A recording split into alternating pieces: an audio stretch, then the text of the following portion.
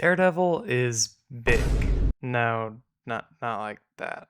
As of time of recording, Daredevil has 2 shows, a movie, appearances in 4 other shows, a movie cameo, appearances in multiple animated shows, and a crossover with the Hulk, which is yeah, I don't really know what happened there. Not to mention the countless comics, which he obviously originates from. Daredevil has been seen as far more realistic than other comic book characters, mainly due to Frank Miller, who first wrote for Daredevil in 1979. This dark tone culminated in the iconic Born Again storyline, which was one of the most mature and gritty looks into a superhero's life at the time. If you don't believe me, well, Karen Page, Daredevil's love interest at the time, sells Daredevil's identity to a drug dealer in Mexico for a hit of heroin. This ends up kicking off the entire storyline and has massive repercussions for Daredevil. But enough about the comics. The MCU, ever since its inception, has been chasing a more realistic look at what a superhero is. So in 2013, Marvel made a deal with Netflix to create multiple R-rated superhero shows with various comic book characters as the leads. The first show on this long list was, of course, Daredevil. After wrapping up production in late 2014, Daredevil premiered on Netflix in April 10th of 2015. Almost instantly, audiences realized how unique Daredevil was in the sea of oversaturated superhero content. While superhero shows at the time were bombastic and drawn out, Daredevil was grounded, brutal, and brilliantly made. And after a mere 11 days, Disney renewed Netflix's contract for a second season. So with all that said, how is Daredevil Season 1 so good? Well, that is what this overly long video is going to attempt to address. So sit back, relax, and let's dig into the masterpiece, which is Daredevil Season 1. First impressions can shape your impression of something forever. So Daredevil's cold open, showing you the immediate aftermath of a child bravely saving an old man's life and losing his eyesight, is super interesting if you know nothing about the character. If you do know, then you know that this is Matt Murdock, lawyer by day and freak who dresses up in long johns by night. Matt also has the added trait of hooking up with every woman in New York, and if you don't believe me, then we'll keep a tally as we go through the series. We cut to modern day, where Matt has grown to be a devout Catholic. One of the things Netflix's Daredevil does incredibly well is how it masks exposition with incredible dialogue done mainly by Drew Goddard. We see that here, with Matt telling Father Lanta multiple things about his father, mainly that he was a boxer and... But he could take a punch. Jesus, he could take a punch. Language. Matt also delivers one of the coldest lines in the whole series, and we're only 3 minutes in. Let the devil out. And another one, back to back. I'm not seeking penance for what I've done, Father. And I'm asking forgiveness for what I'm about to do. Lots of people could easily have a problem with the vigilante justice in this show, so showing how sex trafficking would be far more prevalent without Daredevil is a pretty surefire way to get the audience on Matt's side. Not sure if hitting someone 14 times while they're down is necessary, Matt, but you do you. Matt wakes up in his apartment and gets a call from arguably one of the best friends a man can have. This is Foggy Nelson, and you'll see why this guy is so goated as the series continues. I gotta go grab a cop.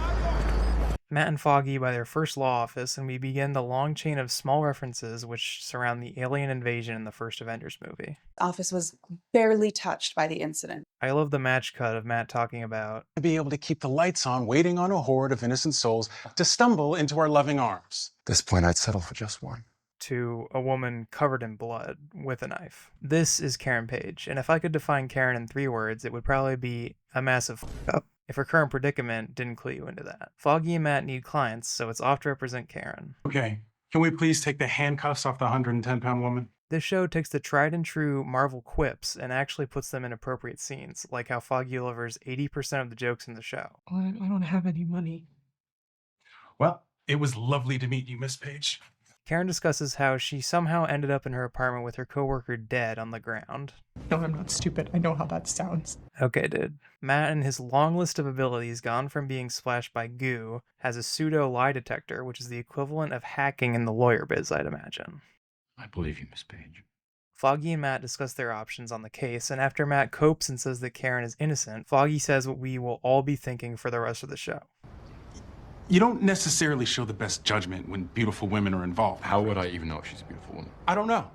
It's kind of spooky, actually. Meanwhile, Karen is having an amazing time in jail. Don't worry, she's doing great. The literal murder attempt doesn't really sit well with her lawyers, so they get her released from jail temporarily. Also, one of the detectives is just straight up weird. Will you take that tone with me again? I don't care if you're blind. I'll kick the shit out of you. Really? We're going there? Karen reveals how she noticed how her job's finances were off one day, and then a couple of days later, she woke up in an apartment covered in blood. Matt, seeing how traumatized she is, lets her crash at his place. She can stay with me. Just for a night until we figure something out. I know what kind of man you are. Matt also just casually has the coolest apartment ever. Supposedly the only reason it is so cheap is because of the LED screen, which lets the directors cheat for some cooler looking shots. Also, I know Matt is blind, but come on, man, like, turn around, dude. So Matt puts the pieces together on this whole situation and finally asks Karen if... So I've been trying to think about what that could be, and the only thing I've come up with is the Union Allied pension file. Did you keep the file, Karen? No. I feel like you don't need super senses to know that Karen is lying out of her mind here. Meanwhile, a bunch of mobsters are meeting on a roof, and we get introduced to possibly the dumbest man of all time. Anyone here speak Chinese? No boo?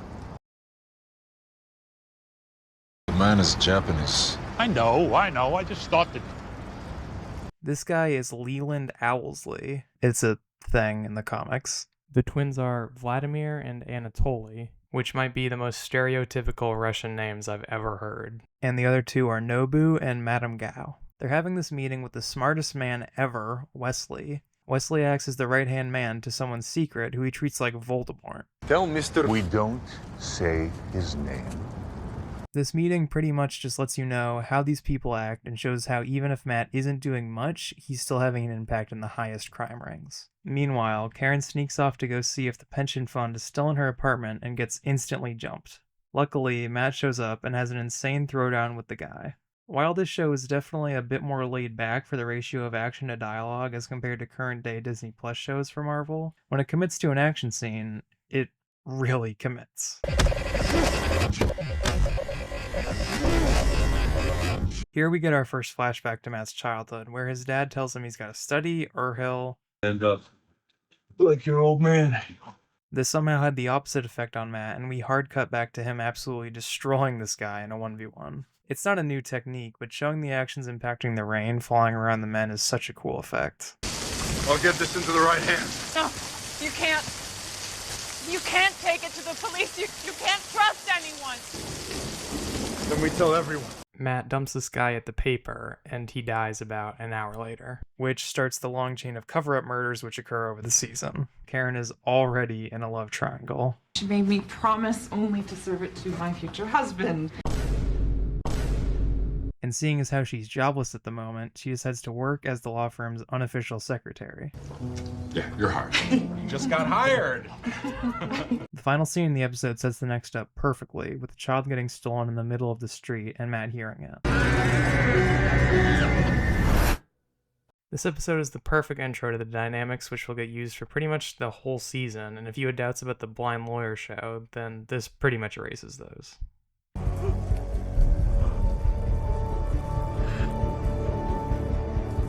I love how after the show hypes you up at the end of the last episode, the intro to the next shows Matt beaten to a pulp in literal garbage. It's a good bait and switch. Luckily for Matt, a nurse just so happens to be near him and willing to drag the insane man out of the dumpster and into her apartment. This is Claire, and let us remember Foggy's words of wisdom. You don't necessarily show the best judgment when beautiful women are involved. After seeing Matt's face, Claire tries to call the hospital, but Matt stops her because I'll kill everyone in the hospital to get to me. Okay, you can't. he tries to leave, but doesn't get very far. Flashback to Matt's childhood, where his dad lets him take a sip of scotch, so it isn't like... Last time. This is my face we're talking about. This is also where we first see Matt's dad isn't exactly on the legal side of boxing. Can I take the ball? No, just go on, go on. Meanwhile, Foggy's spitting legit game with Karen. But I'm awkward and unfashionable. Those things don't seem to apply to you. While this is happening, Matt is not in the best of situations. You've got 2 or 3 broken ribs, probable concussion, some kind of puncture wound, and that's just the stuff that I know about. I'll call you Mike. Mike? Yeah, a guy I used to date. Turns out he was very good at keeping secrets, too.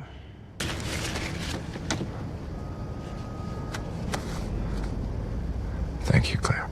Matt finally tells Claire about the whole kidnapped kid situation he was trying to deal with before he, well, ended up in a dumpster. I love how this season makes it clear that Matt can totally lose any fight he takes. More so than future seasons, at least. Matt's only a couple of years into being Daredevil, so he's not going to be the most experienced off the bat. Fast forward to Born Again 10 years later, and he's literally 1v1ing a guy who can't miss, and he wins. He's on the 3rd floor already. Smells like premium cigarettes and discount cologne. You can smell a man on the 3rd floor? I also love how the show doesn't fully tell us the extent of Matt's powers yet. So far, we know he can hear really well, which is how he can see, but this is the first instance in which we've been clued into how all of Matt's senses are hyper. We flash back to Matt's dad again, after he says a super corny line. That part I got from my dad. So here we get confirmed that Matt's dad isn't in the best of crowds, and they want him to so they can get some money. Matt's father is super interesting here because, unlike in the comics, he isn't that bad of a guy. In the comics, Matt's father straight up hits Matt after he says he fought with a kid once because he's so paranoid that Matt will end up like him. In the show, we don't get that at all, but in this scene, Jack doesn't have to accept these men's offer. They just say that he'd get the money for Matt's sake, which is admittedly pretty noble for someone to do. But this does get muddied when later on Jack walks out knowing that he isn't going to go down in the 5th. Jack does what he perceives is for the good of Matt, even if it conflicts with his sense of honor, which is a great way to have both his loving father side and the crueler gang enforcer side. In the present, Claire gets visited by the cologne guy who Matt knows is bad news. The guy leaves, and I love how Matt instantly switches up after he realizes He didn't believe you. So Matt drops a fire extinguisher on the guy's head, and while it's cool, surely that kills him, right? So I actually was interested in this, so I did a little bit of digging. So the average fire extinguisher in a New York City apartment is what's called an ABC fire extinguisher. This looks to be about a 20-pound extinguisher, but let's be generous and say it's old and that it's around 15 pounds. From the final shot, we see that Matt was about 4 floors above the man when he dropped the 15-pound extinguisher on his head. So 4 floors is around 60 feet, give or take, so the time traveled from point of release to contact is 3 seconds. So now that we have all these variables, we plug them into a free fall impact force table, and yeah, this guy's dead. Not brain dead, no, he's dead. Even if Matt dropped a 10-pound weight on this guy, he would still die. So 2 episodes in, and Matt has already murked someone for no reason. I guess he's more close to the Punisher than we thought, huh?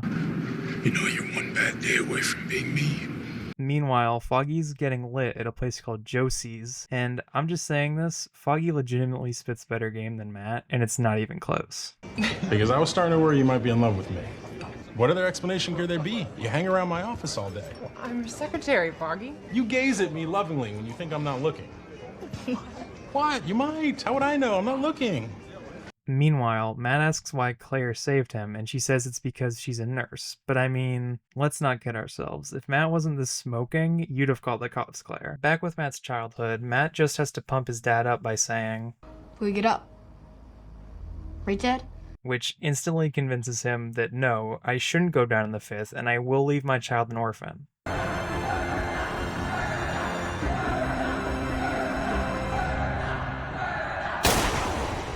Thanks a lot, Dad. Cutting away from this tragic scene, Karen says the most Karen line of all time. I needed this. I really needed this. So after Claire was super anti-torture, she says this. Try stabbing him in the trigeminal nerve. So Matt does this, probably because he really wants this guy dead after failing to murder him earlier, and casually says this. I need you to know why I'm hurting you. It's not just the boy. I'm doing this because I enjoy it. We can tell. Even after this guy tells Matt where the kid is, he still does this. That's what they do, Jim. Oh my God! It's alright. They landed in the dumpster. You pulled me out of it. How is it possible that a man can be killed 2 times in 1 hour? Now we get to the most famous fight scene in this show's catalog of famous fight scenes. I can't even say anything about this which hasn't already been said. It's a 7-minute one-take fight scene where you get told the layout of the room, the number of men, and the stakes all without dialogue. It's quite literally perfect, and I'm being serious when I say this is better than any fight in the MCU and will most likely never be topped. Possibly my favorite detail in this whole fight, other than Matt casually hefting a microwave at someone's head, is how Matt gets visibly more tired as the fight continues. It's such a simple thing, but obviously Matt isn't going to be moving at 20 miles an hour. Everyone takes multiple breathers, and by the end, Matt can barely stand. If you weren't hooked on this show before, this fight scene is literally the show looking you in the eye and saying, I know you just saw that. And it works, which is the best part.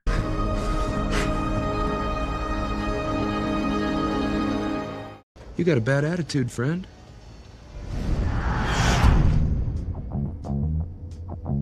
I love how this episode brings Turk back at the start from episode 1, not just because he's a cool comic book character, but also because it shows how the show is more than willing to have its own little connected cast of characters, which are all super interesting. So this guy just murks this random dude with a bowling ball, and of course gets instantly caught by the cops. I want a lawyer. This guy is Ben Urich, and he's a reporter for the Totally Not Daily Bugle. You can tell because it's called The Bulletin. Ben interviews a former mobster who gives him the scoop on the recent killings, which amounts to, "Don't look at this," which is obviously not going to make the journalist curious. Wesley shows up at the firm, and I love how Matt instantly senses some shit is up. Why are you approaching us? Why not a larger firm, Mr. Confederated Global Investments is my employer.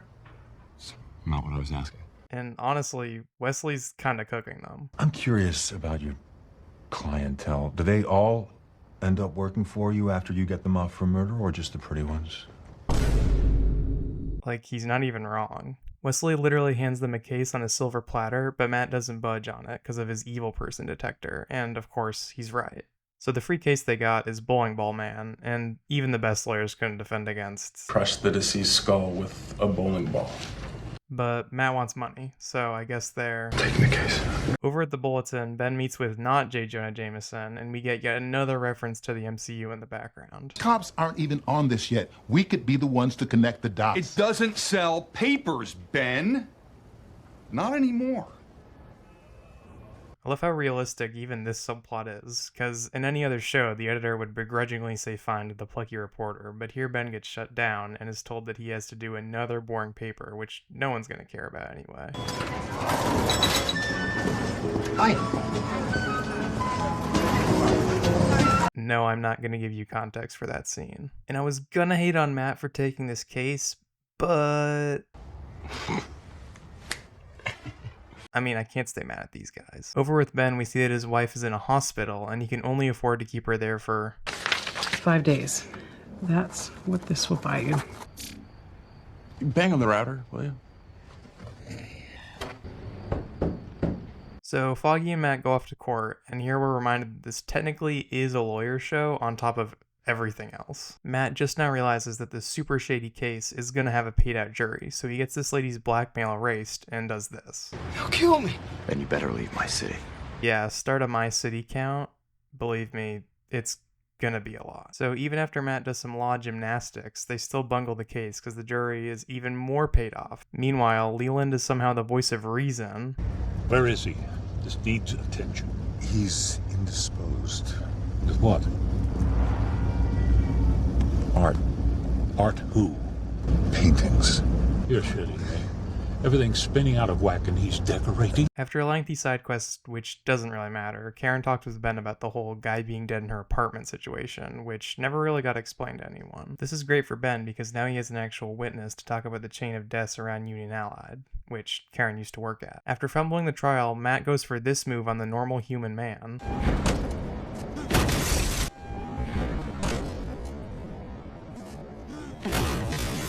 I swear, Matt just looks for opportunities to kill people. He does all this to learn the name of the mysterious man behind everything, and he gets it. Fisk!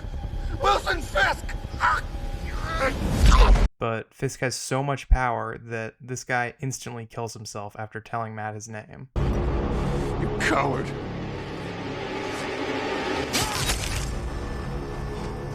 Meanwhile, Fisk is... yeah, I don't think he's with us.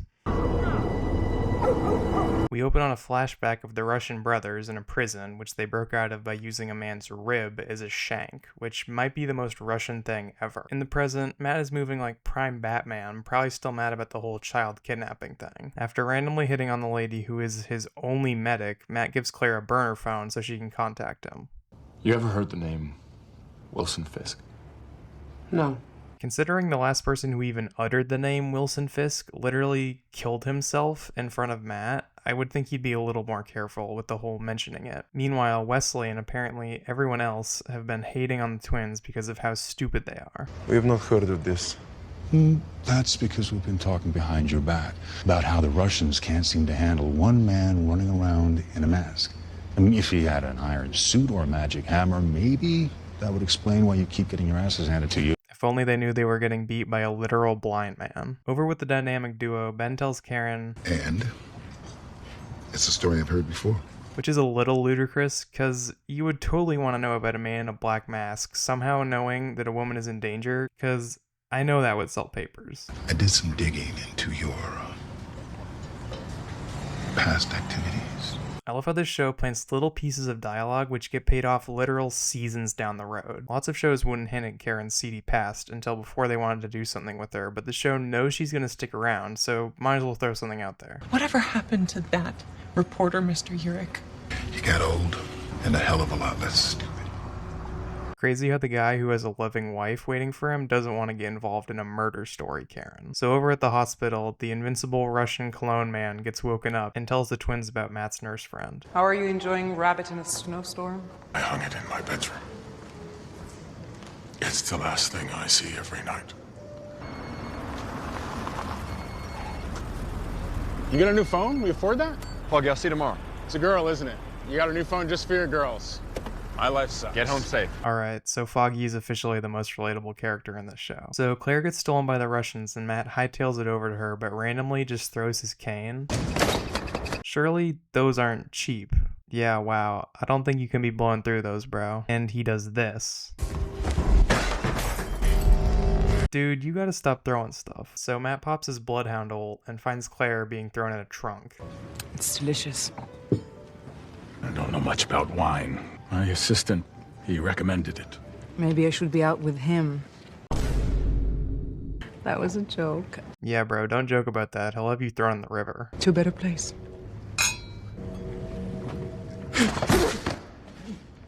I love the hard cut to parallel what Fisk maybe wants versus what he's really doing to the city. It's a great bit of character writing. So Matt clears out the Russians torturing Claire, and she somehow doesn't have lasting trauma from getting beat with a baseball bat, I guess. Meanwhile, with Ben and Karen, Ben drops one of the hardest lines ever.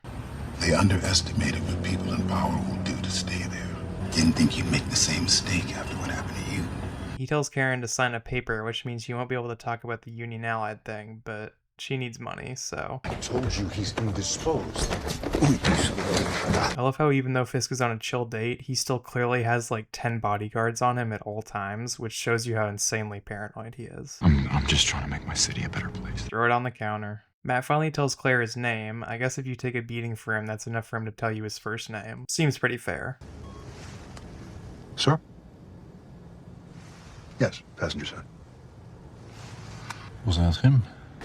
He'd like to have a word with you.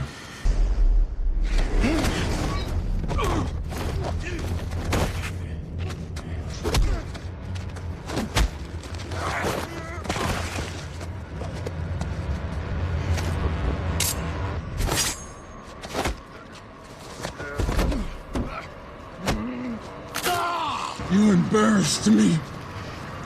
Embarrassed me in front of her.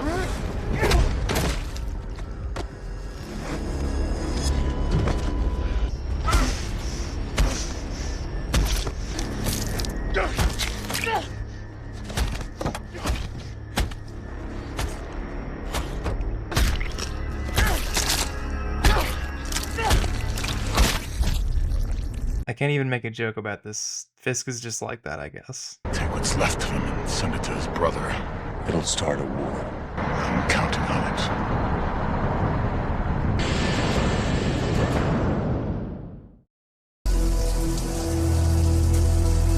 We open on Matt and Claire being pretty normal considering Claire got beat with a baseball bat last night. Also, I'll admit, this is where I start having complaints mainly around the dialogue with Claire. Almost every scene they've been in together has been about Matt using his powers, and it's slowly been coming off as exposition because by now Claire should know that he has heightened senses. Yet she's still like, You got x-ray fingers now? And the peak of my complaints are found when Matt does this. What do you actually see? The world's on fire. Now, don't get me wrong, this line is awesome, but I hate that we see what Matt sees. It's a nitpick, but it's always going to be better to let the audience imagine rather than show. Netflix clearly thought this as well because we never see what Matt sees ever again, so I guess that's a plus. If all I saw was fire, I'd probably want to hit people too.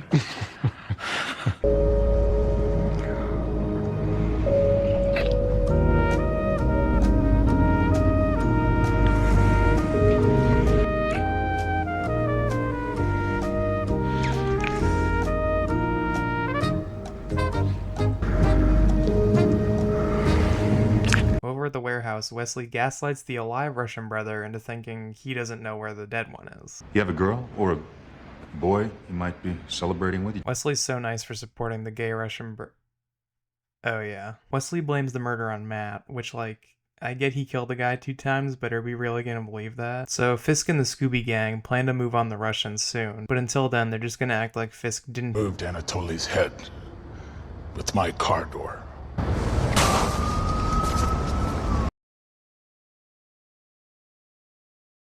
That's terrifying. So over with the main gang, a lady named Mrs. Cardenas shows up and talks about how her landlord isn't providing them with basic rights, so that's great. And they destroyed the apartments with I don't know that last one.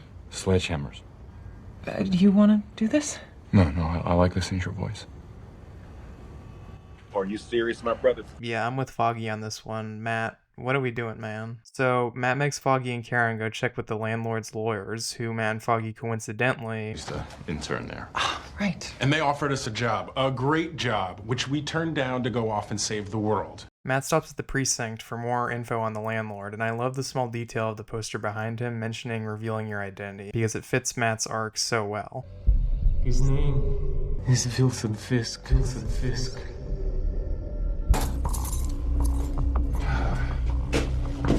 Whose turn is it? Yours. I thought I took it for that thing in the bodega. Oh shit, yeah. Okay, go on.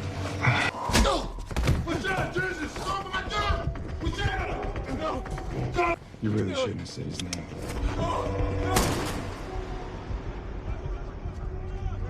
So if situations were not bad enough, now we know that Fisk has fully paid out most of the police force. Foggy meets with the lawyer, and turns out he used to date this lady, which just shows he has more game than Matt again. And did Mrs. Carnitas? That's gotta be racist. There's no way. So Vanessa still goes on a second date with Fisk, most likely for his money, let's not lie here. Meanwhile, Foggy and Karen get their renovation on for some reason. Did she just... Is this a date?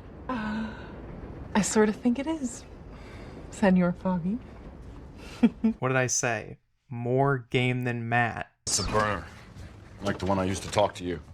Yeah, Matt, I think a grown woman would know what a burner is, but maybe the baseball bat did some damage, I don't know.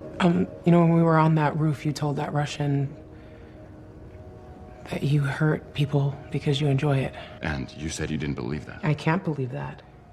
Because if I do, that means you're not the man that I believe you to be. I need to be the man this city needs. Okay, that's not a reason, it's an excuse. What do you want me to do, Claire? Let them tear Hell's Kitchen apart? Let them win? I just don't think I can let myself fall in love with someone who's so damn close to becoming what he hates. We do not care. And he says, "You are more beautiful than any painting here." I knew it was a line, but it worked. I slept with him.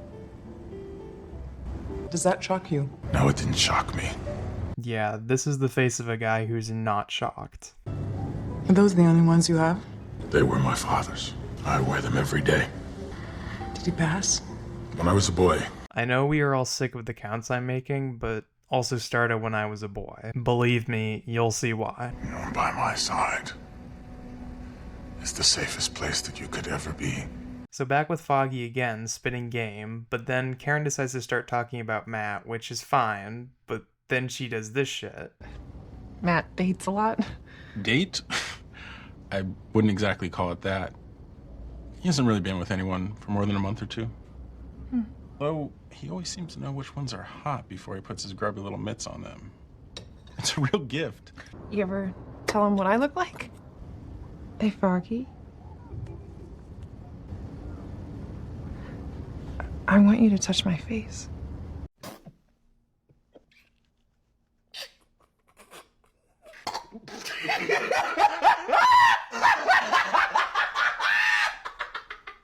Yeah, I'm sorry, you can be into Matt, but we have clarified that this is a date, so stop thirsting after this dude's friend, Karen. So Foggy goes through with this because he's so down bad, I guess. Yeah, okay. Yeah, let's check in on Matt.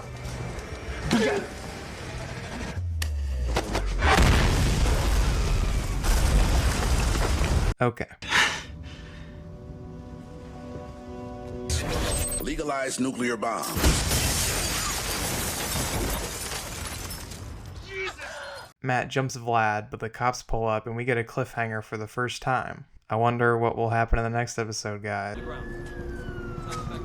the ground now, you son of a bitch!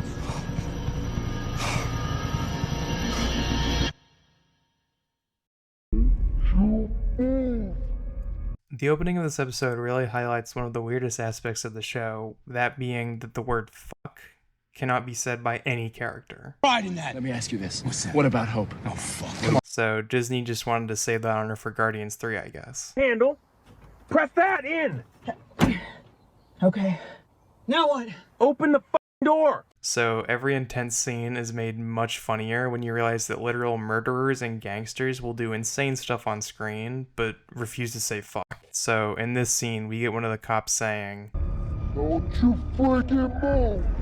Oh, scary! Oh, shiver my timbers! Shut up, man! Yeah, I'm really shaking in my boots, bro. So as soon as Matt is cuffed, he clears the cops out and saves Vlad from getting capped. I saved you! He's already gone! Yeah, but that backflip, though. Meanwhile, Ben is doing this. This is the same guy who advised Karen to not give him info on the case, and now he has a serial killer board in his office. Somehow, even when they're searching for Matt and Vlad, the cops don't see the man in the mask hauling it down the street, so that's lucky, I guess. That sounds pretty bad, but I don't speak asshole.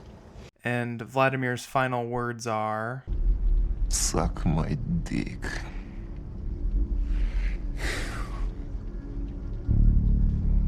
Vladimir. Couldn't have said it better myself, big dog. So Foggy and Karen finally get to the hospital with Mrs. Cardenas, and Foggy just now realizes he has this wound. Oh, that explains it. Explains what? The stabbing pain in my side. So Matt calls Claire to help stabilize Vlad, and her impeccable suggestion is just burn him with a road flare, bro, which somehow works. Matt burning a man alive alerts a cop on patrol, and I love the twist that the cop isn't paid off by Fisk. Who do you work for? City of New York. I got 2 months on the job. So Matt has to knock the cop out after he calls for backup, and within 2 minutes the entire NYPD is there. Ben, of course, is also here, and the 2 paid-off detectives tell him to clear off, which he doesn't do. I could have used that. I'm not big on guns. Great. Little stick, much better. Matt gets into a fight with Vlad and does this. Not sure what happens.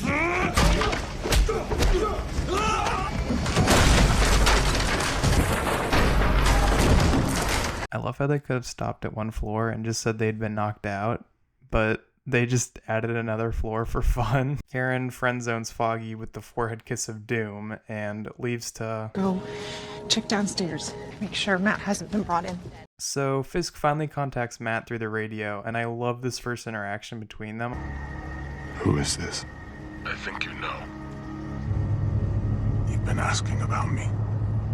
I thought it was time we spoke. Say your name. You first. I want to save the city, like you.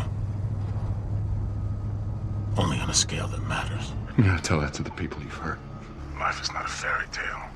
Not everyone deserves a happy ending. Your part in this drama, by necessity, comes to an end. And it's gonna take a lot more than a voice on a radio to stop me. It's not me you need to worry about. It's this city you just blew the hell out of. You think anyone's gonna believe that? You're running around in a mask, holding up with a known felon in the wake of a series of bombings. There's that police officer you're holding hostage, so yes. Actually, I do. You're a child, playing at being a hero. No, I'm not trying to be a hero. I'm just a guy that got fed up with men like you, and I decided to do something about it. That's what makes you dangerous. It's not the mask. It's not the skills. It's your ideology. He's spitting, bro. While this is going on, a sniper sets up on the opposite roof and prepares to shoot. At first glance, this is just a random sniper who doesn't matter, but once you notice the playing card in his bag, it's a whole different game. So the creators of the series clearly knew that they eventually wanted to use Bullseye, popular Daredevil antagonist, at some point in the show's future, so setting up that he maybe works in law enforcement before becoming Matt's enemy is such a fun Easter egg, which is never stated for the audience in a massive in-your-face way. So Fisk orders the sniper to shoot several cops, including one of the detectives, and just hangs up on Matt. I'm afraid we won't speak again. Fisk. Fisk. Fisk, answer me.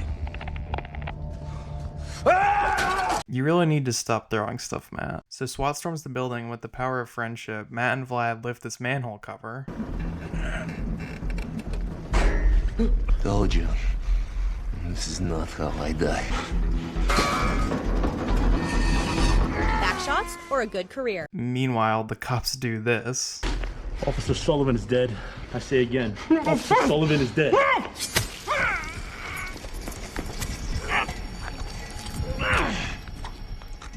Vlad tells Matt that he's got to kill Fisk and finally gives Matt a useful name. Leland Owsley. Matt instantly leaves him and Vlad gets shot by the cops. Yeah, bro, we see the fit.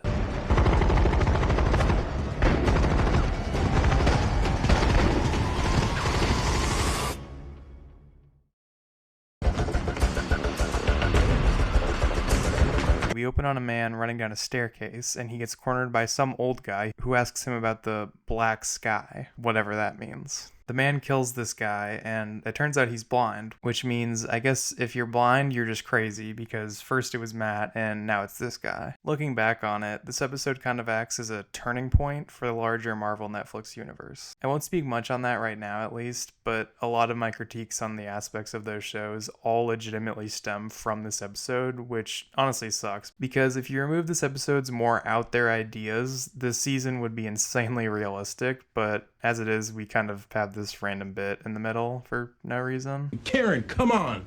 Batting practice. You and me, Chelsea Piers. What do you say? Or not. Totally cool. No, I would. It's just that I have this, thing. Go. Do that thing. Not a problem.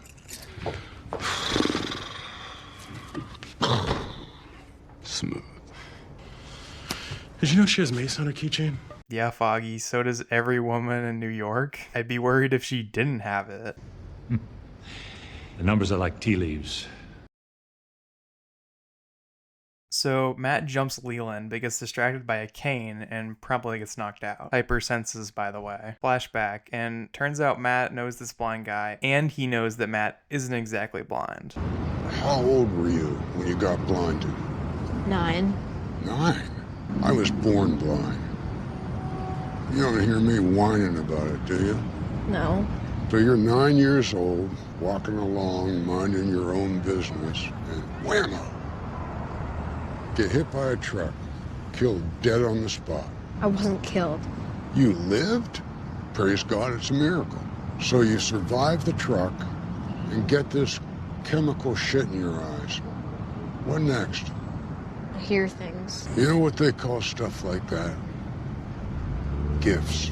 I never thought of it that way. That's because you're stupid. And the old man? He's dying. And there's nothing you can do about it. Big world, not all of it flowers and sunshine. I don't even know your name. What do I call you? Stick. So now I can finally talk about Stick. Stick is a pretty good character surrounded by trash, to put it lightly. Again, this more applies to season 2, but even here it checks out. I will say the casting and writing of Stick is legitimately perfect and feels straight out of the comic. And has the bonus of, when reading a comic, hearing Scott Glenn's voice as the character. What are you doing back in my city? Oh, brother. Karen and Ben talk about how Matt is getting framed as the sniper who shot the cops. My experience? There are no heroes. No villains. Just people with different agendas. I think it's a long shot. Oh, well, I was a mean three-point shooter on my high school basketball team. I like the long shots. Aaron, what are you talking about, bro? I was a kid. You still are.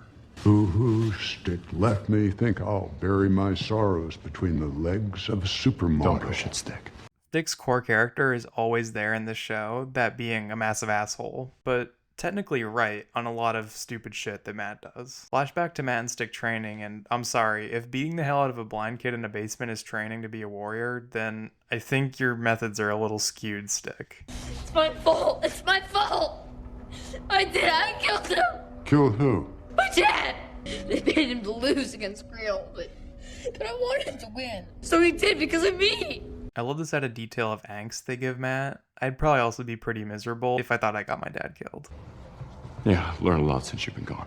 Like what? You're a dick. Yeah, you're not wrong. Stick tells Matt about a weapon. They call it Black Sky. He's extremely vague about this, but for now, let's just assume it's like a nuke or something. I don't need a friend. I need a soldier.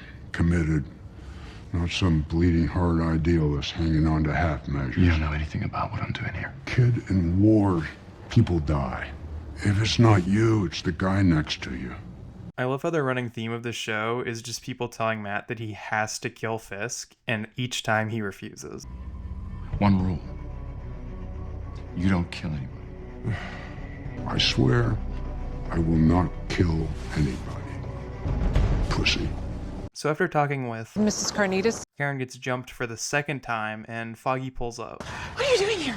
What are you doing here? What are you doing What are you doing here? Are you following me? Yeah. Why? Because you were acting weird. I was worried about you. Let's discuss that away from the maniacs, okay? Come on. Remember how to use these. I won't need them. Yeah, you will. Thin out the herd. I'll take care of the Black Sky.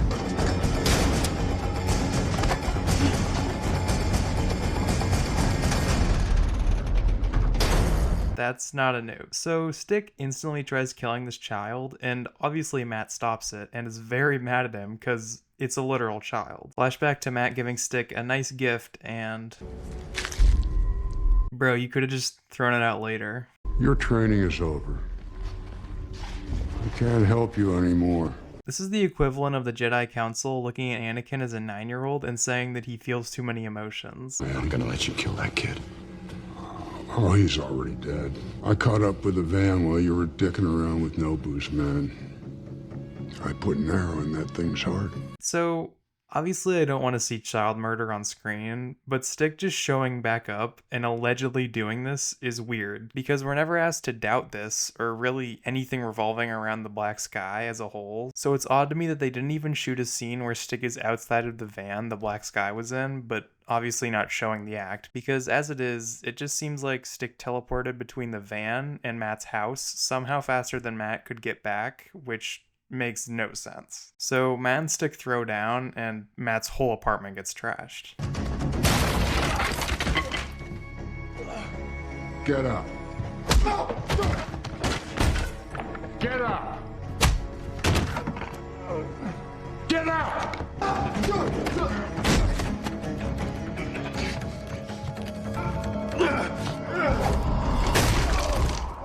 And Matt tells Stick to get out of my city. And he gets to keep those sticks because so far he's just been throwing those chairs and radios. There's another player on the field. Man in black. You think he's working for the king? Y'all, can we stop with this cardboard thing? We get to somehow the weirdest part of the episode where Stick meets with a dude who looks like this, and they do some sequel baiting. And the funniest part of all is this dude never shows back up. I'm not joking. In the multiple seasons and shows about this organization of ninja people, this man never makes an appearance, which is probably one of the strangest loose ends because they hype this guy up so much, mainly due to the fact that this guy is Stone from the comics, who is a decently big name, at least in regards to Daredevil. Again, I would say this episode had some solid emotional moments, but is really lacking, especially after last episode had so much going on, and this one doesn't even show Fisk.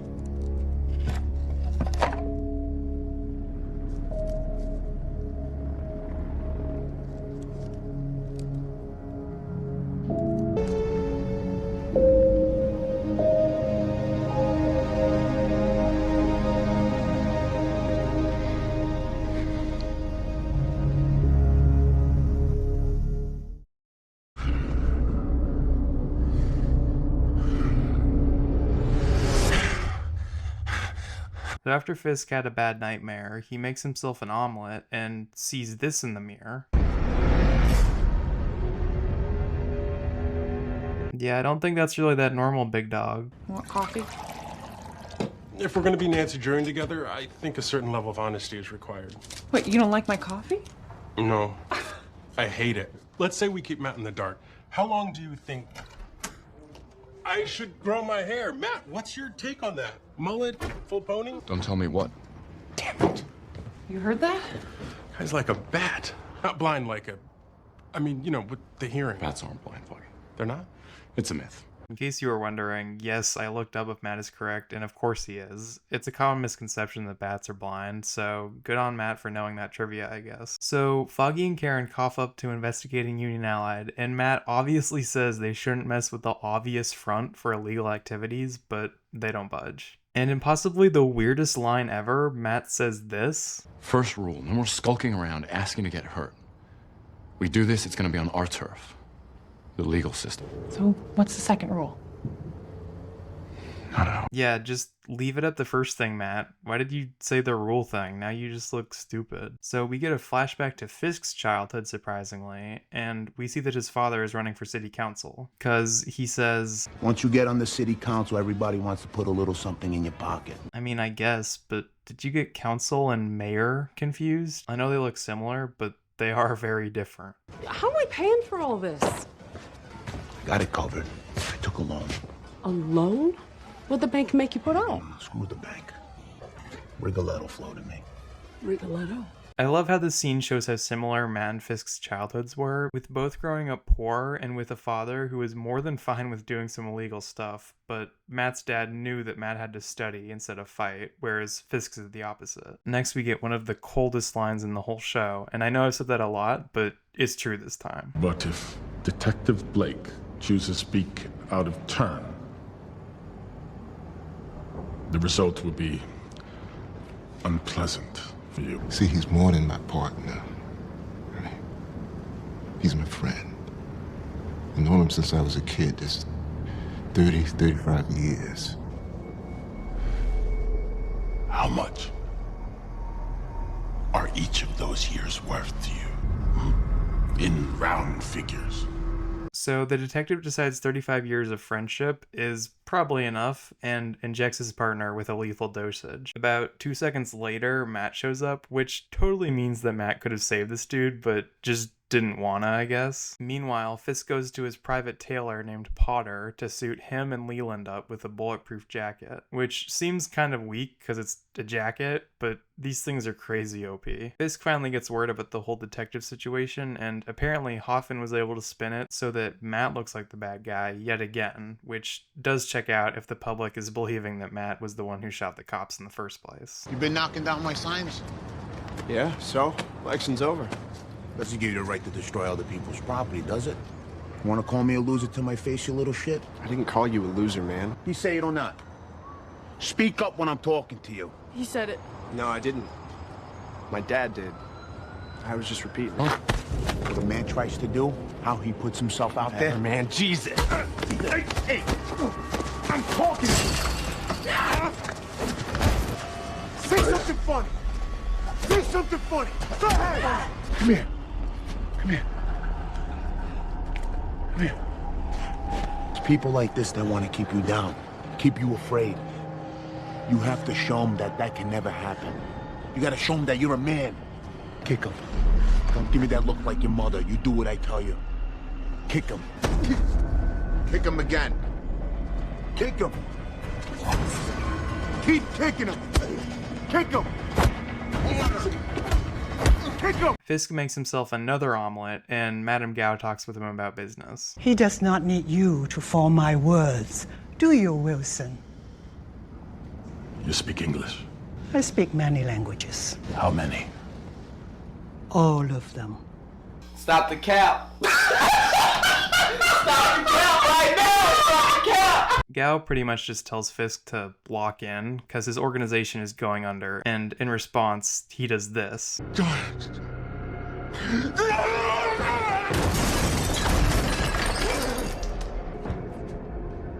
Get out. Get out! Yeah, very mature Fisk. Fisk remembers a time where his dad made him look at a wall to know The man you want to be. and while this happens, he starts beating Fisk's mother. In the middle of this, Vanessa just shows up and Fisk just kind of tells her about this whole thing for no reason. So in response to the whole beating his mom thing, Fisk ends up killing his father with a hammer, which seems about right for someone like Fisk. Keep kicking him! Keep kicking him! Keep kicking him! My favorite part of this scene is at the very end when his mother says, "Get the saw." Because you maybe think for a second that because Fisk has killed his father that the negatives might be over for him, but his mother is also not a very good influence on him, which sort of shows how he turned out to be like this. And Vanessa is honestly no better because she does this. I'm not a monster! Am I? No, Wilson.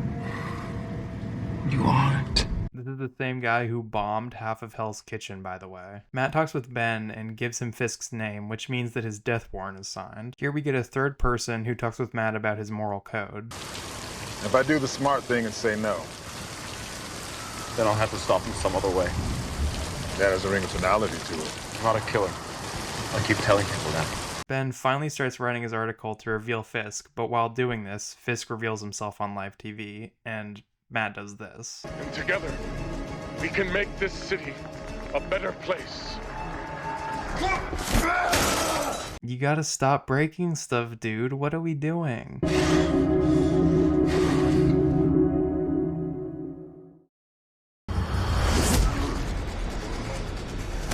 We cold open on Matt getting beaten to a pulp by some masked man who we've never seen before. Before this, Matt finally starts talking with Father Lantom again, and he asks, Do you believe in the devil, Father? which is a cool line, but Father Lantom then goes on a 3-minute spiel, which essentially boils down to, So yes, Matthew, I believe he walks among us, taking many forms. What if you could have stopped him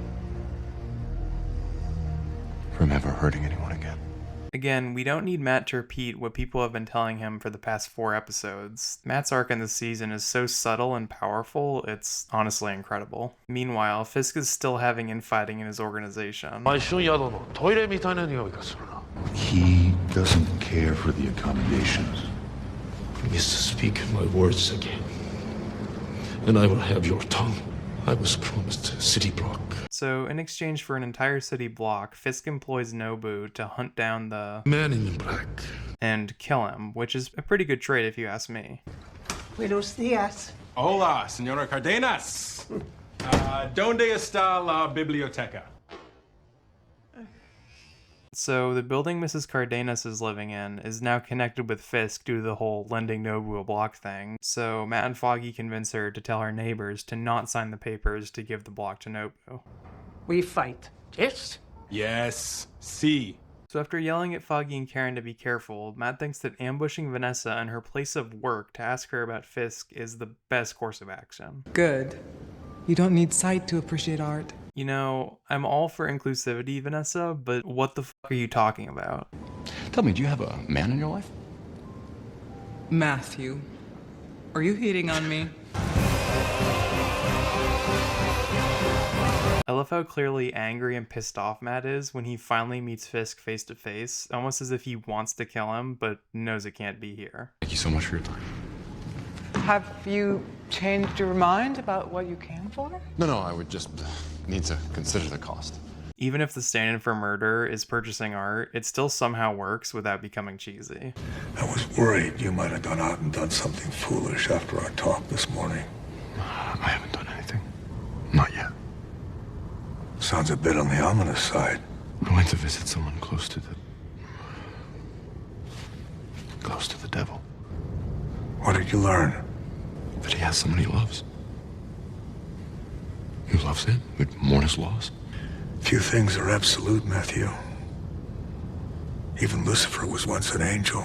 It's why judgment and vengeance are best left to God, especially when murder is not in your heart. How do you know? You're here, aren't you? I know my soul is damned if I take his life. But if I stand idle, if I let him consume the city, all the people that will suffer and die. There is a wide gulf between inaction and murder, Matthew. Another man's evil does not make you good. Men have used the atrocities of their enemies to justify their own throughout history. So the question you have to ask yourself is, are you struggling with the fact that you don't want to kill this man, but have to? Or that you don't have to kill him, but want to? I don't believe you went to see this woman for insight into how to kill a man. I think maybe you went looking for a reason not to.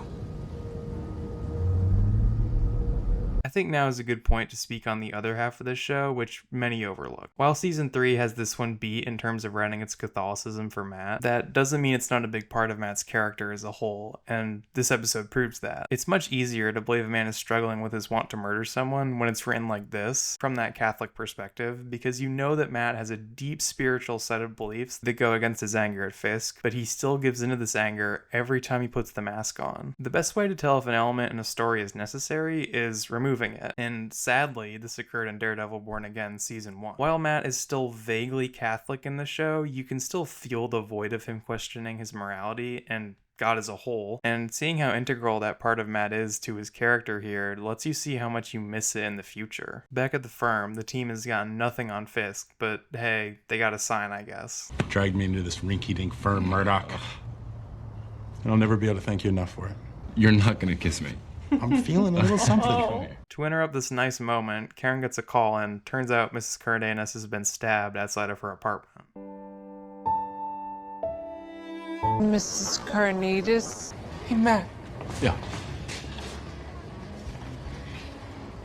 If there is a God, Fisk will get what he deserves.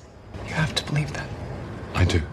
So Matt's on the warpath for Fisk, and eventually tracks down the man who killed Mrs. Cardenas, who says that Fisk is at a local pier, which is insanely lucky for Matt. So turns out this guy is Nobu, and Matt instantly starts throwing down with him.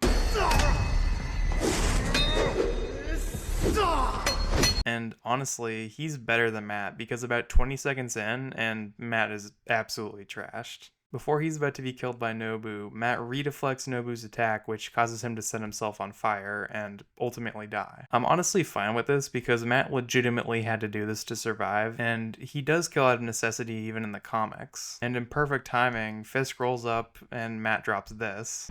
I'm gonna kill you. Take your shot. So even after that hard line, Matt still instantly gets destroyed by Fisk because of the bulletproof suit. Before he's shot by Wesley, Matt gets out of the building and swims away. Matt? Are you okay in there? Matt!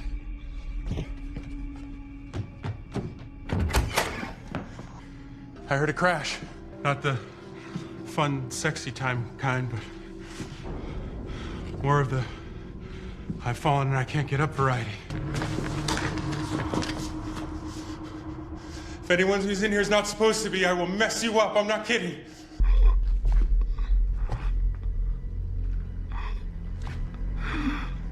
Where's Matt? What'd you do to him?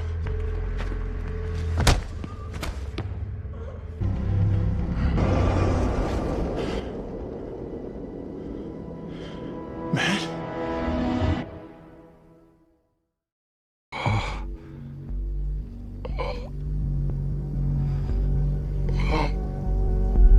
That was your nurse friend. Claire? You had me get a hold of her after you took a swing at me for trying to get you to the hospital. She was hot, by the way. Just tell me one thing, Matt. Are you even really blind? So this episode is primarily set in flashback, which can so easily become boring and overplayed, but yet again, this show, well, shows that it can balance the pacing incredibly well. Matt and Foggy meet for the first time in college, and he says this. Yeah, you're just a guy, right? A really, really good-looking guy. Dude, just kiss already. Back in the present, Foggy is rightfully mad that Matt has kept this life-changing secret from him. How many fingers am I holding up? One. He did this to you? He and Nobu. Nobu? Yeah, I think he's some kind of ninja. A ninja. I think. What are you doing, Matt?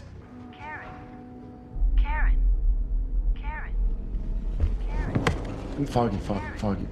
Is this what you do? When we call, trying to get you to come out for drinks, trying to find you when bombs are going off, and we're worried, you just hit ignore? It's her again. Please, Foggy.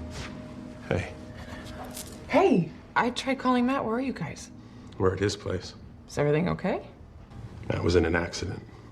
Oh my God. What happened? He was in a car accident. Matt was driving? No, he got hit. Thank you. Screw you.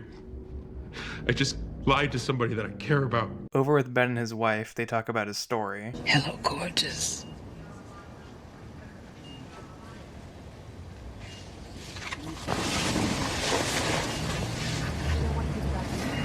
Hello, handsome.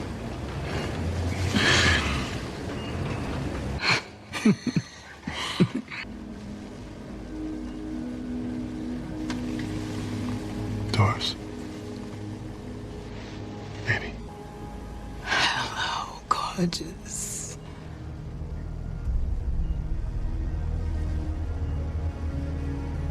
Hello, handsome. Up until now, we haven't known why Ben's wife is in the hospital, but this confirmation is just heartbreaking. Back with Foggy, he's rightfully still pissed at Matt. Your dad was a boxer. He didn't teach you any of that stuff, did he? You didn't want me to fight. You know that. So how'd you get so good at it? An old man named Stick. You're shitting me. He found me at the orphanage. Blind like me. A blind old man taught you the ancient ways of martial arts. Isn't that the plot to Kung Fu? I know how it sounds. I don't think that you do. What? What things do you just know? I know you haven't showered. And I know the more I say, the faster your heart beats. You can hear a heartbeat? Helps to anticipate behavior. When someone's gonna attack. When they're lying. You listen to her heartbeat without her permission? We're lawyers. You can't do that. There's a system in place, and it's weird and invasive. Foggy's out here being the only ethical person in Hell's Kitchen. I'm blind Matt Murdock. Whoa. Most people just say, Matt Murdock. I look like most people? I don't know, I can't see you. El Grande. How do you say lawyers in Spanish? Avocados. El Grande Avocados. That's not Spanish. That's fruit. That's a vegetable at best. Easily the best joke in the whole show. What did you get for taking Punjabi instead of Spanish with me? Just to chase a girl. That Punjabi is the future language of the future of business. A couple years we'll all be speaking. She was so hot. She was so hot. Yeah, say that in Punjabi. God,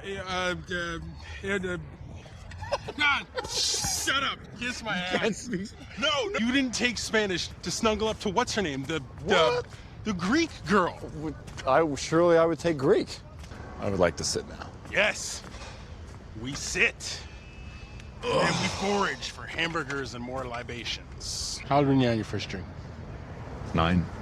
9? Lush. My dad gave me a sip from his bottle of scotch. Go, Dad. Didn't want my hand shaking while I stitched him up. My mom wanted me to be a butcher. I think she liked the idea of free ham. Franklin Nelson for the defense, Your Honor. Defense? I like that. There's money in that. Oh, come on. Is that all you care about? No. No. Truth and justice and all that. Couple of bucks? Murdoch and Nelson, attorneys at law. Nelson and Murdoch. Sounds better. You think? Yeah, trust me. Can't see worth shit, but my hearing's spectacular. We're gonna be the best damn avocados this city's ever seen. Damn avocado. It's honestly crazy to me that before filming, Eldon Henson and Charlie Cox didn't know each other, because I can confidently say this is the best chemistry two people have had on screen in something I've ever watched. And you really need that chemistry here because it makes the following scenes so much more sad. So Ben meets with Karen and pretty much says he's ditching the case. Do I have to convince you again just how important this is? I know how important it is, Karen. It's just not the most important. Not to me. The extension didn't come through. Oh, Ben, I'm sorry. Come take a ride with me. Where? There's a nursing home that I just heard about upstate. I think it might change your mind.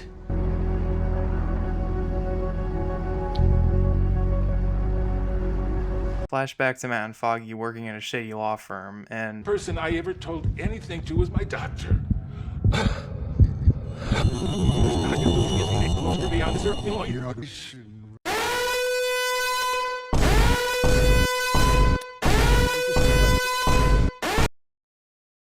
and Matt pretty much single-handedly gets them both to quit and start their own firm. Foggy, what are you doing? I'm gonna steal as many bagels as I can fit in this box.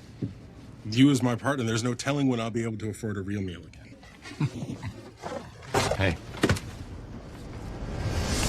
When I was a kid, before the accident, I'd lay awake at night, listening to the sirens. But after I lost my sight, after my abilities developed, I realized how many sirens there actually were. For years, I buried my head and turned away. Then, one night, right after we quit Lamon and Zach, I heard it. A little girl, crying in her bed in a building down the block. Her father liked to go to her room late at night when his wife was asleep. Oh, Jesus. I called child services, like you're supposed to. But the mom, she wouldn't believe it. Said it wasn't true. And the dad, he was smart. He made sure what he did, how he did it, didn't leave a mark. The law couldn't do anything to help that little girl. But I could. Waited till he was alone.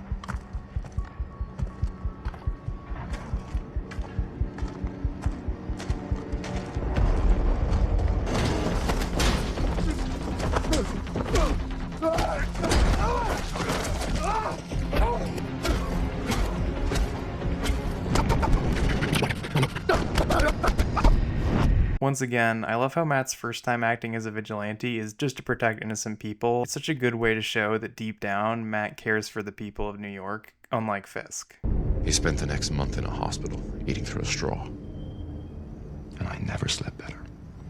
But to do what you do, you had to keep training all those years since that stick guy, knowing you would do something like this. Maybe it isn't only about justice, Matt. Maybe it's about you having an excuse to hit someone. Maybe you just can't stop yourself. I don't want to stop. This is really when you start to realize that this isn't just Matt's sense of justice, it's an addiction. One that he fuels each time he goes out and beats on criminals. Meanwhile, at the nursing home, Karen is acting really weird. Hey, why don't we talk to somebody that actually lives here? Or we could just knock. See? Karen. Come in. She said come in. So they talk with this lady who lives here, and she tells them about her past and says this about one of her husbands. Martin was my second. Such a beautiful man, but confused by other men. Oh. TMI, bro. Your first marriage, who was that to? He tried so hard, but he drank, you know. Did you have any children with your first husband? Karen. Just let her answer. What's his name? Your son.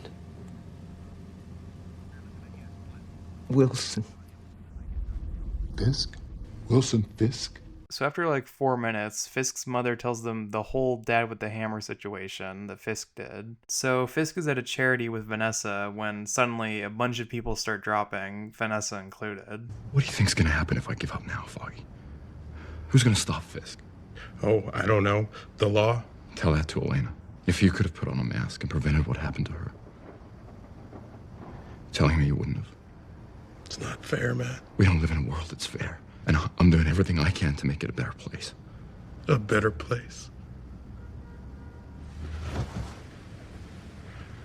Kind of sounds like what Fisk keeps saying. You tried to kill him, Matt. You told me yourself. How is that any different than the way he solves his problems? I made a mistake. Misspelling Hanukkah is a mistake. Attempted murder is a little something else. You ever stop to think what would happen if you went to jail? Or worse? You really think that anyone would believe that I didn't know what you were doing? That Karen didn't know? This city needs me in that mask, Foggy. Maybe you're right. Maybe it does. But I don't. I only never needed my friend. I wouldn't have kept this from you, Matt. Not from you. You don't know that. You don't know that. Yeah. I do. Foggy. Foggy. We get our final flashback to Matt and Foggy's glory days, where Foggy makes a sign for Nelson and Murdoch. And this is our future. Huh.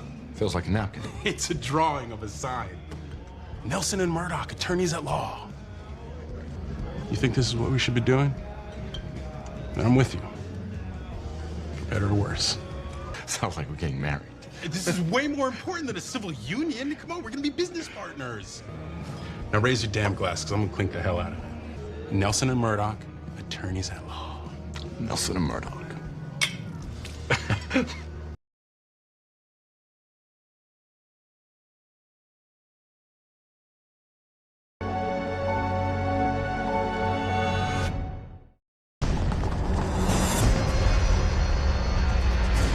So Fisk and the gang go to the ER with Vanessa, and he is just royally tweaking. With her. Sorry, we can't have you in there, sir. Don't you know who I am? Doesn't matter.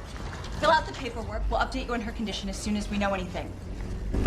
Karen finally gets a hold of Matt, and I love how, from her perspective, Matt allegedly got hit by a car, his apartment is trashed, Foggy quit, and he's just sitting in his room chugging beer for no reason.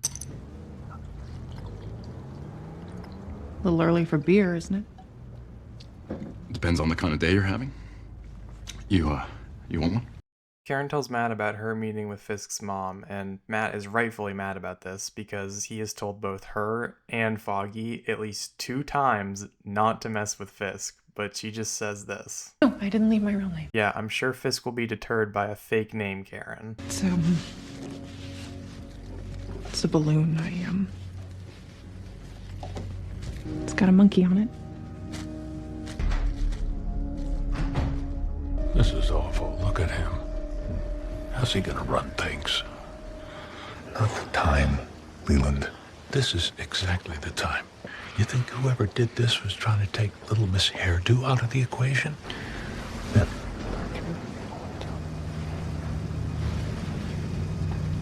What? What happened? Is she dead? No, but 3 of the others who drank whatever that was have passed. I love how obvious Leland is making this. Like, he practically pumps his fist with joy when he thinks Vanessa is dead after he spent 3 minutes trying to blame this whole thing on the Japanese, which Wesley somehow doesn't pick up on, which is honestly really strange. She'll make it because she has to. Hey, you want a drink or something? No, Matt. I don't want to drink. Second moment today that's turned me down. Got a revolving door, do you? No. Oh my goodness, Valentine! No, Whoa, no! That is not the shot at that moment! So Claire tells Matt she's leaving the city, so that will mean that he's down a medic, and I love how Matt could totally salvage this relationship, but he just couldn't care less at this point. I'm sorry you got pulled back into this. At least I got to see you with your shirt off again.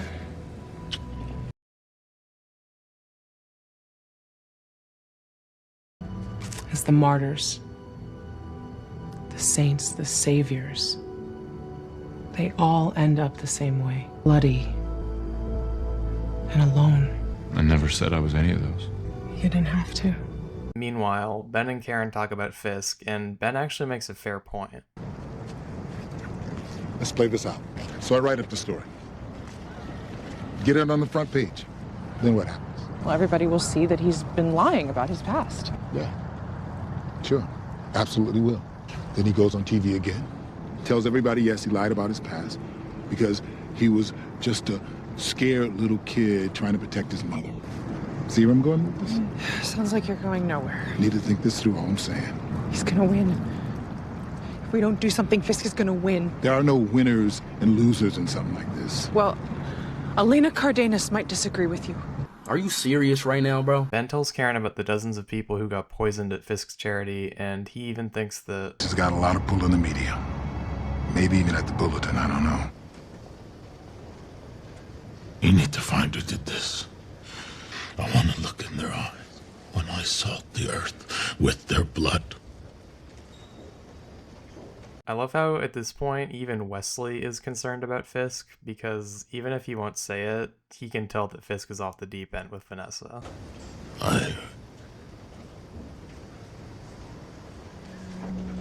Thank you. Why are you weird? The man you talked of, did you? No, I didn't kill him. And are you disappointed that you didn't succeed? Or maybe a little relieved? A friend of mine says that if I don't change the way I do things, the way I live my life, I will end up bloody and alone. You believe that? I'm not afraid of dying. A lot of people aren't. Comes right down to it. It's living scares the holy crap out of them. You know what I do? Who I am. Sacrament of penance, like I told you. Don't have to worry. It's not what I'm asking. Yes, Matthew, I'm not an idiot. Accident. When I was a kid. Used to think it was God's will. Used to? He made each and every one of us with a purpose, didn't he? A reason for being. I believe so, yes. Then why did he put the devil in me? I feel it in my heart and my soul. Clawing to be let out.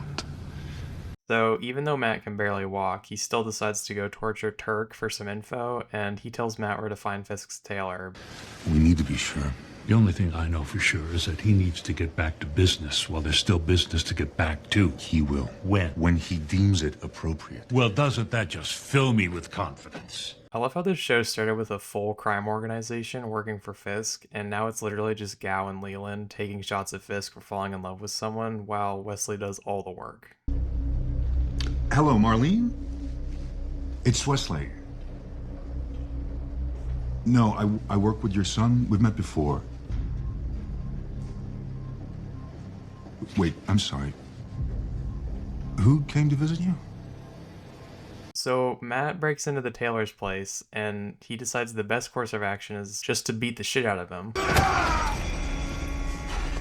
You shouldn't be here.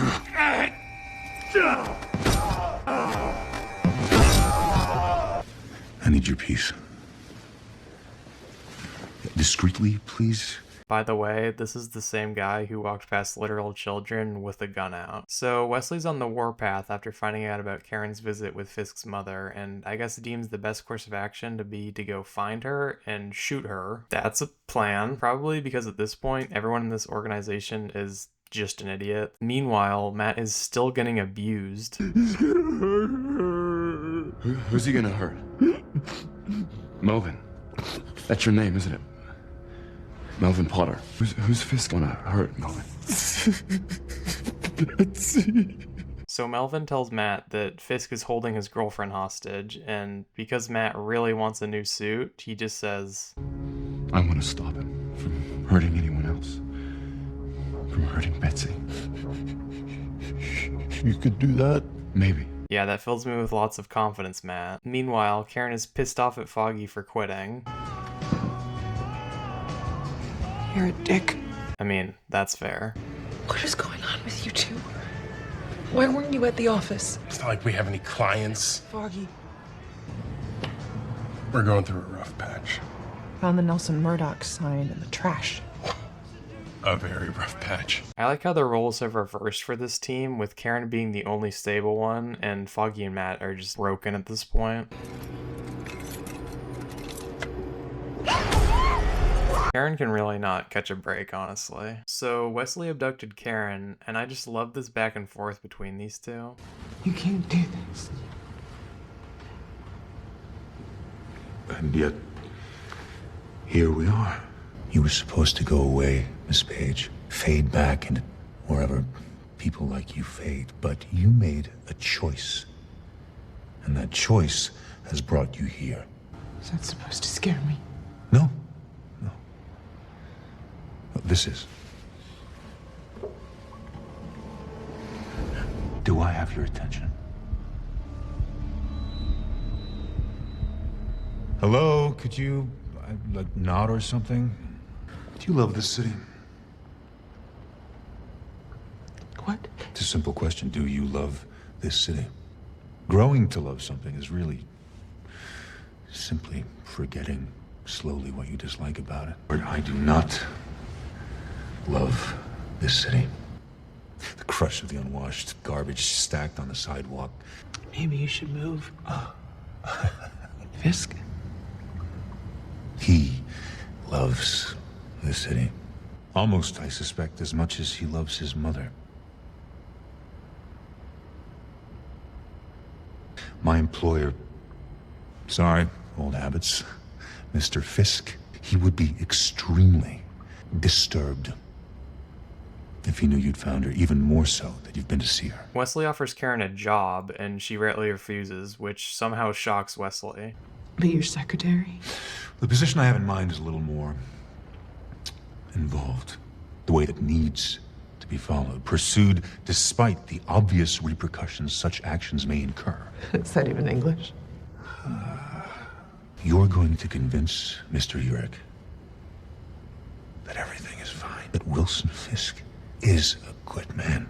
I'd rather die first. But you won't be the first to die, Miss Page. No, Urich will have that honor. Friends, family, everyone you've ever cared about. And when you have no tears left to shed, then we'll come for you, Miss Page.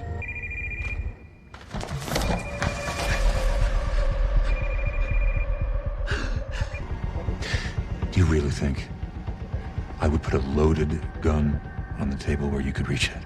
Do you really think this is the first time I've shot someone? I love how Karen has been underestimated by people who think they're better than her this entire season, and it finally culminates when... Miss Page.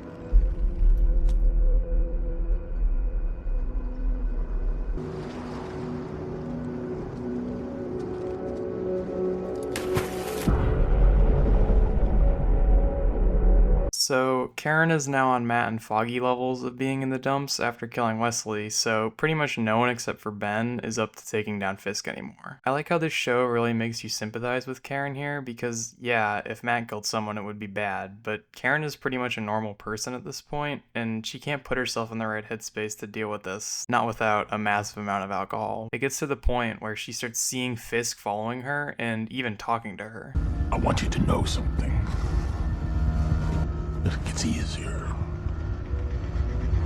the more you do it. You and I should not drink. Yeah, I'm thinking about giving it up, moving on to the hard stuff. Narcotics. Deal me in. Yeah, I smoked a doobie once. Made me drool. A doobie? Yeah, so these two have lost their minds. What's going on between me and Matt? That doesn't change anything with Fisk. I'm gonna keep digging. You can't just run around killing people and call yourself a human being. I love Karen's face here because it looks like she almost thinks Foggy is judging her for something he doesn't even know she did. Matt shows up at the office as Foggy's leaving, and never has a scene been more cringeworthy.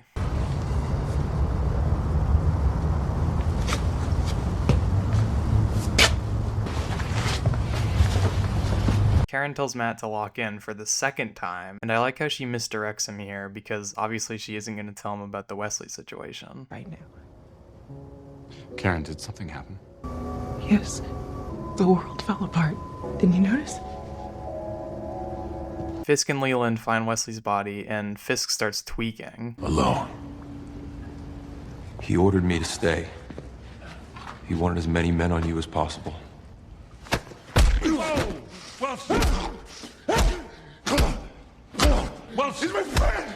He's my friend! Maybe this isn't the best time to be beating your men to death.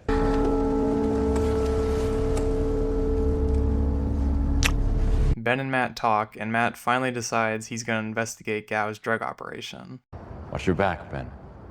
Fisk is an animal, and we're backing him into a corner. Karen and Ben start talking, and Karen talks about her feeling that Fisk's men know about their little visit to his mother, and Karen again mentions her seedy past. Don't need me. They won't believe me when they start digging. When they find out what you found when you were looking into me. Again, the show is the king of setup and payoff, especially with Karen here. So Matt finds out that Gao smuggles her product through the use of blind people. Ironic. So he starts following one of the carriers when they get in a car, and he does this. Well, there's another $30 down the drain again, Matt.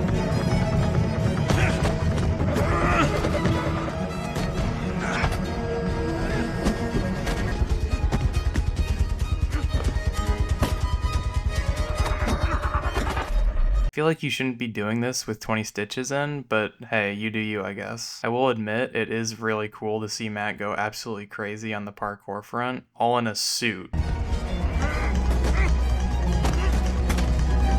heard my son play Brahms today in front of the entire school, one of the greatest moments of my life. Read the story you handed me? The exact opposite. This could expose Fisk. Run the article, it'll sell papers, it's sexy. You sound like a whore. Well, I learned how to be one from you. Alright, yeah, that's the weirdest line in this season. Ben accuses his editor of being in league with Fisk, and the editor promptly fires him for pretty good reason, because why would you blame your boss for working with a gangster? Forget about the suspension. Clear out your office. I'm done trying to help you. So Matt finds the main hub for the drugs in the city, and turns out everyone here is blind. Again, it's like poetry, so if they rhyme. Matt, again, inadvertently blows up the entire building and gets his ass beat by an elderly woman.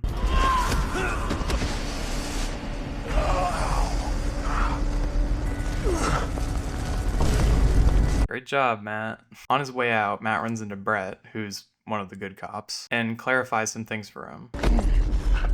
I didn't kill Detective Blake or shoot those cops. You're late. Apologies. I was detained by unfortunate events. You speak English now? So turns out Gao and Leland were actually working together to murder Vanessa, which they made pretty obvious with Leland jumping for joy when she got poisoned. Visit my homeland and reflect upon the future. Home? China? It is a considerable distance farther. Meanwhile, Ben gets told that the internet exists. Go tell it. I'll shout it from the rooftops. You know there's this thing called the internet, right? Reach a whole lot of folks. So Ben is going to start writing an article about Fisk and all the stuff he's been behind. Matt? Is this what we are now? 3 people who don't even talk to each other. I know this guy. We were close once. He told me if I'd have to push the people that I care about away if I wanted to be effective at what I do. Seems like you listened. I thought I didn't. This guy, he has a way of getting in your head, you know? But here's the thing. I had a really shitty night. I can't do this alone. Can't take another step.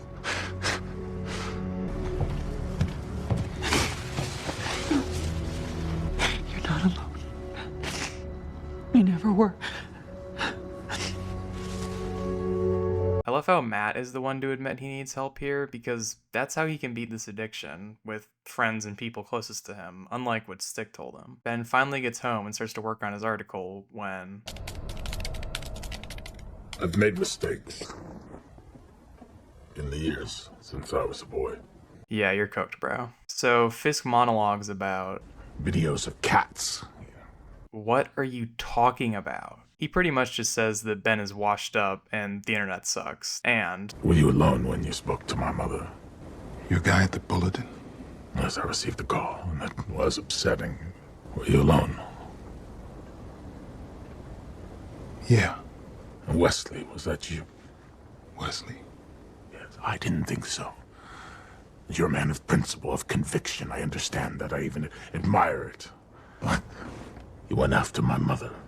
I wrote a lot of stories in my years pushing ink. You know how many times people have threatened me, get me to keep my mouth shut?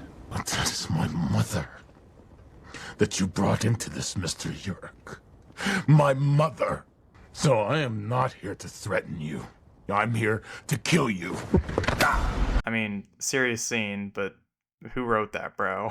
This might sound insane, but I actually like how long this scene goes on for. Fisk chokes Ben out for almost 40 seconds straight, and it's insanely uncomfortable and violent, which sums up this show. With that said, I can understand people who are mad at this decision, because in the comics, Ben Urich is a pivotal character who appears in dozens of Daredevil arcs across the years. But the simple thing to me that makes me not mind this as much is Karen. Karen would be insanely more boring if Ben had continued living, and now that he's gone, she actually has a role to fill in the show, other than Nelson and Murdoch's secretary. And honestly, the decision is either kill Ben or kill Karen, and at the end of the day, I do think killing Ben is better for the overall story.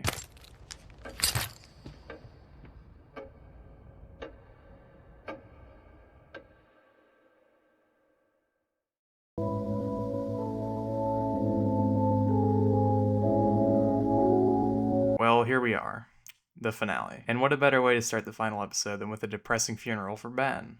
We never got around to having kids, too busy with this or that, but if we had, I think he would have wanted one like you.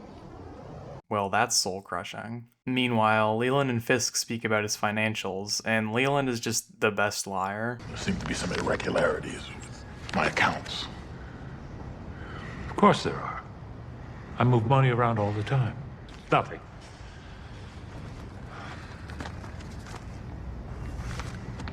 Your hands shaking. It's freezing out here. Why are you sweating, Leland? All right, okay. So after outing himself as the traitor, Leland says, The poisonings at the benefit were just to make it look like someone was trying to get at you. But you were never the target. Vanessa! Do you blame us? You've been distracted, emotional, erratic. We just wanted to nudge you back on track. We will be parting ways. And I'll be taking half your assets with me. You think that I would let you walk away after what you've done? That's exactly what you're gonna do. Because I have Detective Hoffman. Hoffman never left the city after he murdered his partner in the hospital. If I don't check in every 24 hours, Hoffman gets dropped off to the feds. Tells them all the shit he's been up to. We on the same page? Fisk doesn't really take this very well, and... No. I don't think we are. You hurt her! Wait! You hurt Vanessa!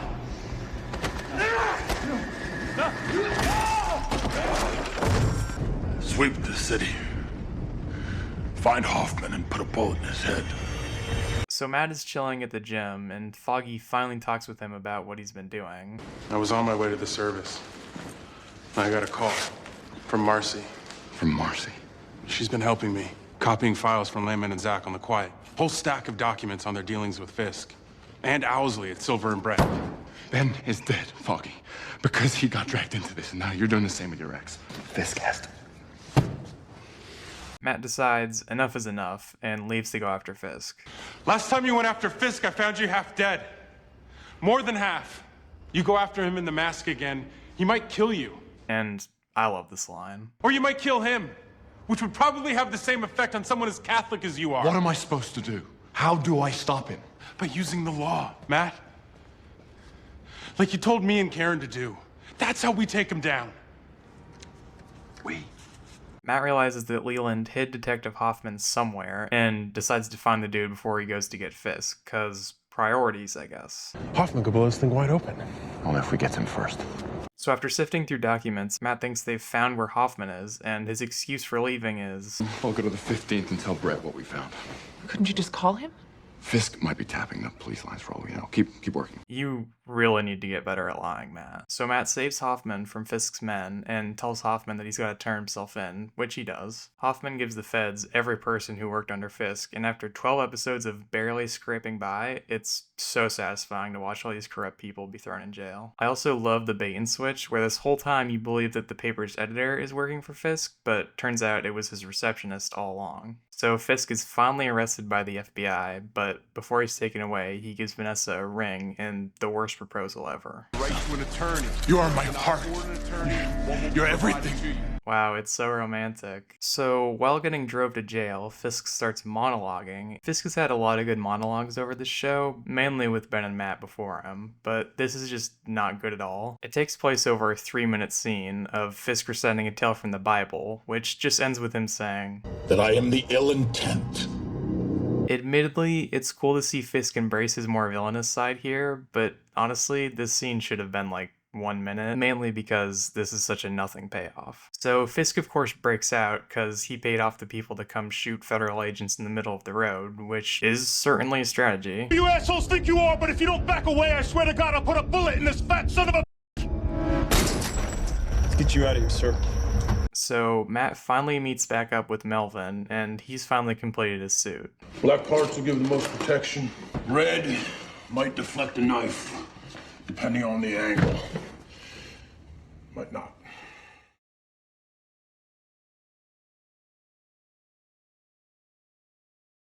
So the first thing Matt does in this new suit is cause a non-lethal car crash. 15 minutes to the drop.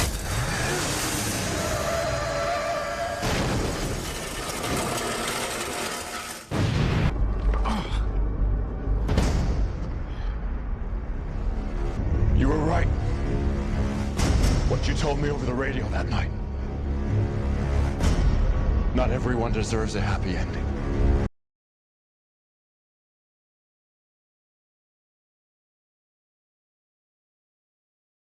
I think now would be a good time to talk about Matt's official Daredevil suit this season. I think the build-up to its reveal and saving it for the finale is perfect, but man, for a show which rarely has muted colors, this is rough. Like, the brightest the suit looks in this episode is this shot. And maybe if you put the saturation up, it would look red, but as it is, this suit looks more purple and brown than red and black, which is pretty annoying. But again, the fact that this suit even exists is pretty crazy. So Fisk runs away, but instantly gets cornered in an alley, and Fisk literally starts throwing a tantrum, which is honestly incredible to see because he's usually pretty soft-spoken. Something beautiful!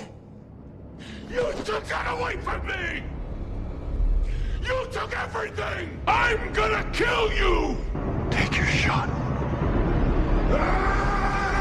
I love how this fight takes place in this random back alley. A lot of superhero shows feel the need to have a big, bombastic finale with CGI flying around, but here we just get two men fighting for their lives in a trashy back street.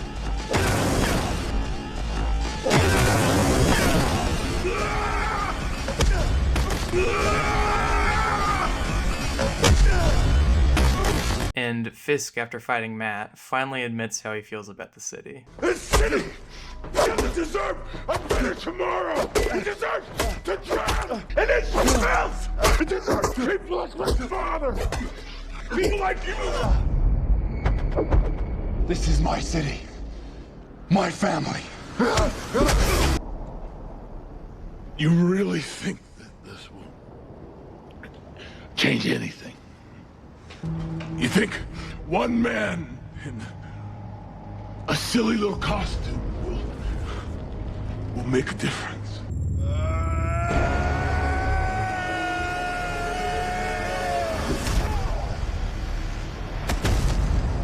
After Fisk is captured, Vanessa flies out of the country because she'd also get thrown in jail if she was caught. Daredevil. That's what they're calling him now. The man in the mask. Daredevil? Sounds like he's gonna jump Snake River Canyon on his rocket cycle. Also, I love that they use an image from the comics on the newspaper here. It's a really nice nod.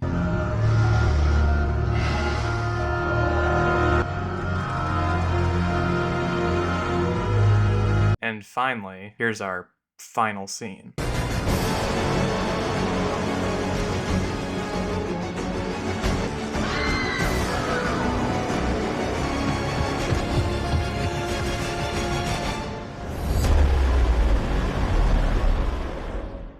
And I've got to say, it's almost refreshing to not have a post-credit scene here, teasing ninjas or something else, because more than likely, this would lead nowhere.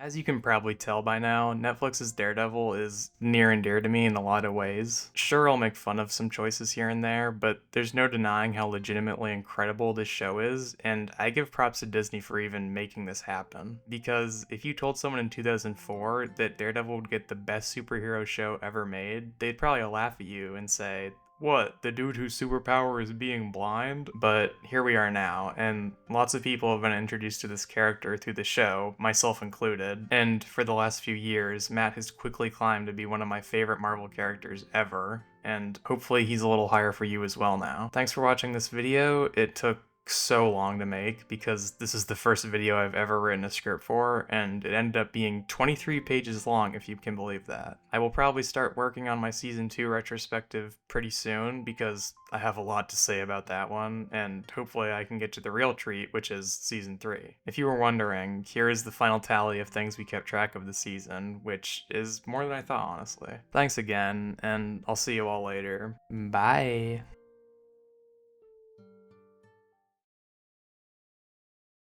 Dude, this motherfucker takes naps. I don't trust people to take naps, dude. I just found that out. He doesn't take naps, dude. He's a grown-ass man. No, you don't fuck... Dude, yeah, it's like, dude, like, the whole world's moving while you're napping, bro.